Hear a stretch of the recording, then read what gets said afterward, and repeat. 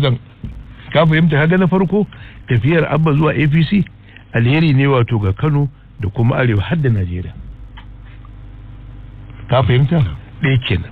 Na biyu amfani ne wato ga dimokuraɗiyyar Najeriya da kuma wato siyasar Najeriya kanta. Na uku wato siyasar Kano za ta ƙara ƙarfi da tasiri a Arewa, da kwarjininta da ƙarfinta, ka gane.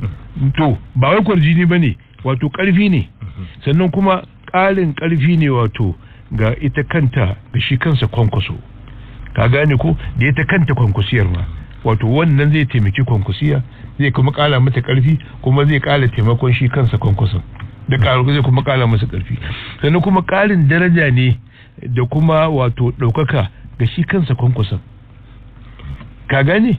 Sannan kuma abu na shida shine kuma wato kuma darasi ne babba ga Kwankwaso da kuma iyayen gida 'yan siyasa. Sannan na bakwai kuma wato darasi ne ga masu hankali da tunani wajen zaben shugabanni da kuma shiga harkokin siyasa. Sannan abu na takwas shine wato akwai gina 'yanci a cikin zukatan mutane da suka san kansu da mutunci.